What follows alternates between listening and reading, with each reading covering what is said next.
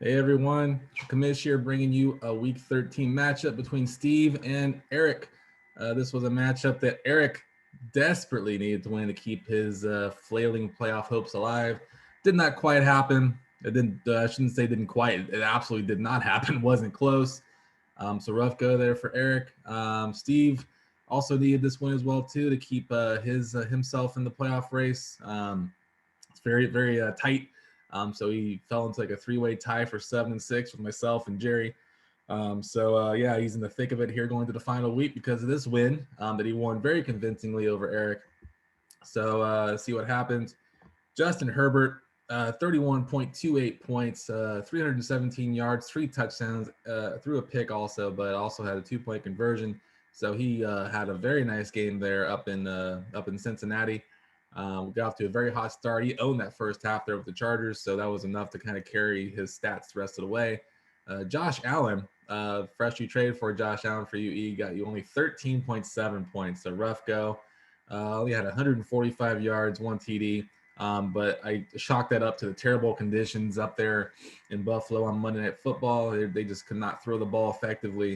It was like 60-mile-an-hour winds. Even Josh Allen with his bullet arm, even he had some trouble throwing with some accuracy. So I would chalk it up to that. So, obviously he's a better quarterback than that. So this rough go just happened to you at the worst time when you need him the most.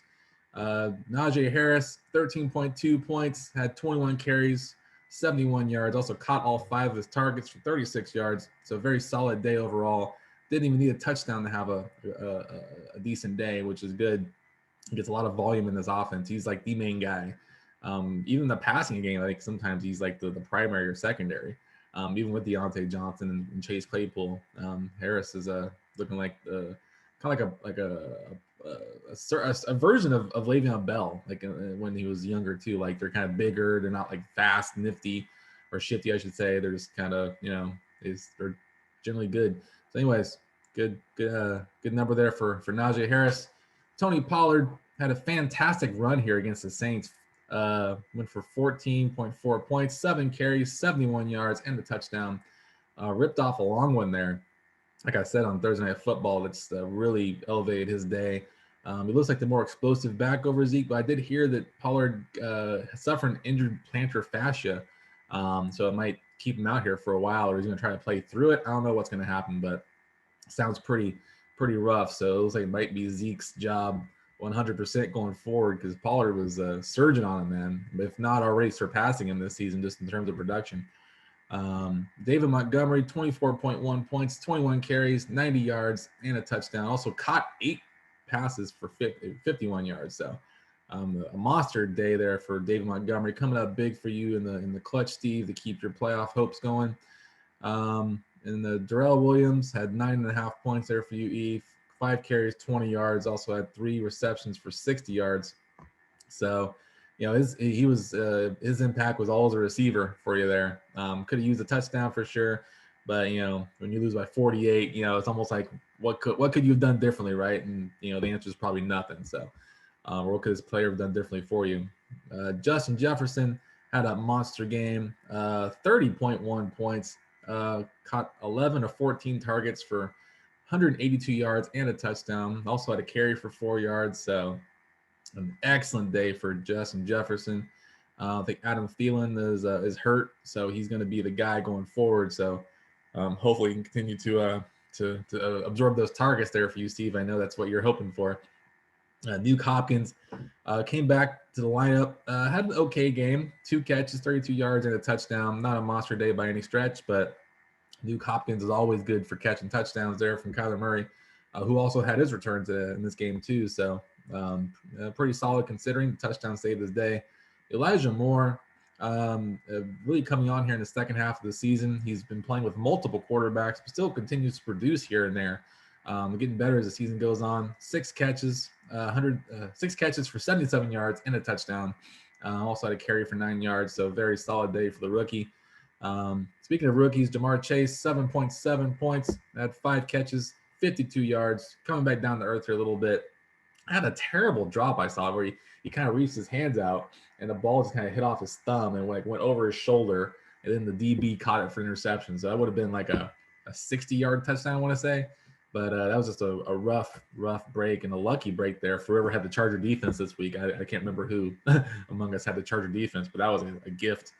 And that was just kind of indicative of the day that Erik was in for when that drop happened. It was like, all right.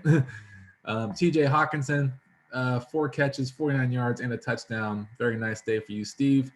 Pat Fryermuth, 6.1 points, kind of 2-point conversion, had 3 catches, 26 yards. Very average day for the tight end spot.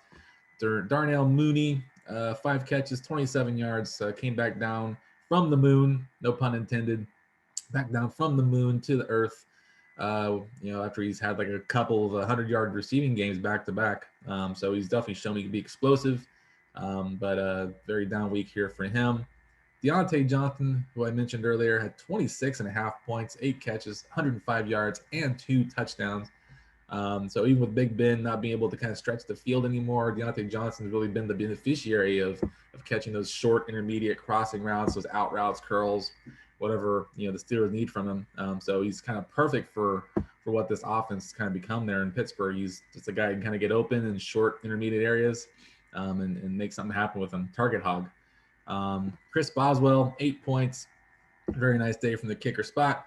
Also, Greg Joseph with 9. So both kickers showing out pretty well in this matchup. And finally, the Viking defense had 6 points, while the Ravens had a subpar showing with only 3 points. So tough go, man. It's rough. Your season's over here, but you're still in the consolation bracket. You can still play for number 1 overall pick, and probably most importantly, stay out of the fucking toilet bowl. Okay, you don't want to be in the toilet bowl. You've been in this league from day one. You know how much it sucks to finish last. You've finished last before. I think you've had to wear I think it was a Tim Tebow Bronco jersey on Zoom a couple years ago for our draft. So I don't want you to have to face that fate again, man, as one of our original owners here in this league. But hey, man, it's all on you. So good luck in the consolation bracket, bro. And Steve, you, me, and Steve are in the thick of it, along with Brian, Sarah. We're all trying to fight for spots here. So good luck to you this coming week, man. We're kind of in direct competition, but also not. But there's a bunch of spots. There's like 3 spots open, and there's like 5 of us trying to fight for it. So, but good luck to you going forward here, man. I think you're getting hot here at the right time. 2-game winning streak, so keep it going, man.